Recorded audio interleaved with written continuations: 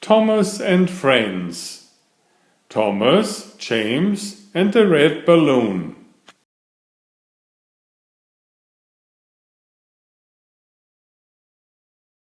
Hi, my name is Werner.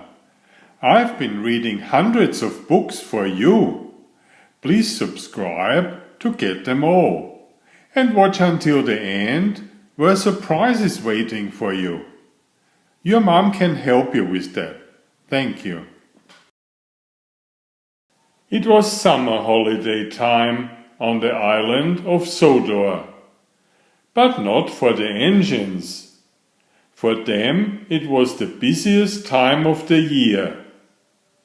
They worked hard carrying holiday makers all over the island. One day the Fed controller sent Thomas to pick up something very special from Brandon Docks. "What have you got there?" said Percy. "A balloon," replied Thomas. "A party balloon?" asked Percy excitedly.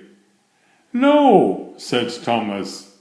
"This is a very special balloon." He chuffed away, leaving Percy feeling very curious indeed. Thomas hurried along and soon arrived at an airfield. Hot air was pumped into the balloon.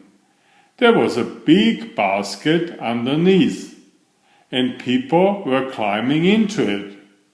James arrived with some coaches. "What is that?" asked James. "It's a hot air balloon," explained Thomas. "Holiday makers can ride in it." Then, as if by magic, the hot air balloon rose silently up into the sky.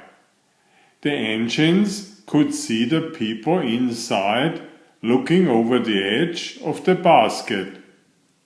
"What if it takes our passengers away?" huffed James. "What would happen to us then?" "I hadn't thought of that," replied Thomas. James chuffed away, and Thomas felt very worried. The balloon could be seen by everyone on the island of Sodor. Donald gazed at it for so long he nearly ran into the back of Douglas. "It's a floating basket with people in it," exclaimed Donald. "Whatever will they dream up next?" said Douglas. James and Thomas were waiting at a level crossing for Bertie to cross the line. Thomas was still worrying about the balloon. "It does look nice," said Thomas, "but what if it takes all our passengers?" "Passengers belong on trains," said James crossly, "not in silly balloons." Then something big and round and red drifted straight towards them.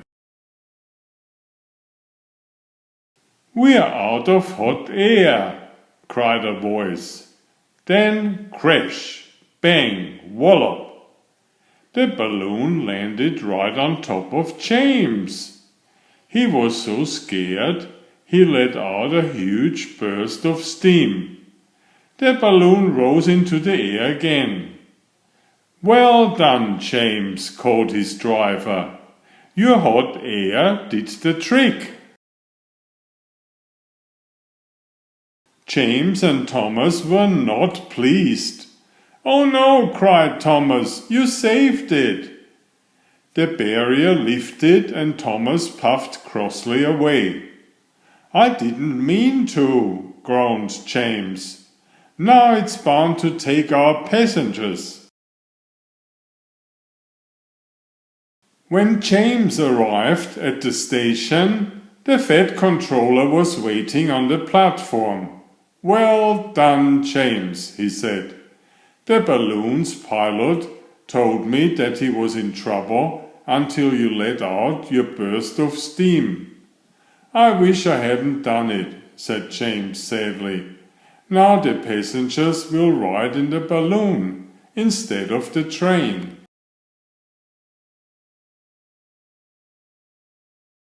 The Fat Controller laughed.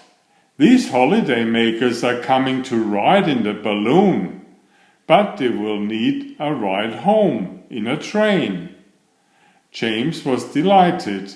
He whistled happily and went off to tell Thomas the good news. The Fat Controller was right. The engines were busier than ever. They took holidaymakers to and from the airfield all day long. Thomas and Bertie sometimes raced each other to get passengers to the airfield first. And that evening, as he rested after his busy day, Thomas dreamed that he could fly too, just like the red balloon. Please subscribe if you haven't already. Thank you. Enjoy my new series Oliver and Jumpy. 19 video books with about 500 pictures. There is text, but I also read it aloud for the younger children. I have written 65 stories and had them illustrated at great cost for your children's fun. Oliver is an elegant tomcat and Jumpy is his lady friend. Oliver loves to ride in Jumpy's pouch when they go for adventures together. Please find a link to the first book in the description of this video. Please always subscribe and like if you find my effort interesting. Thank you so much.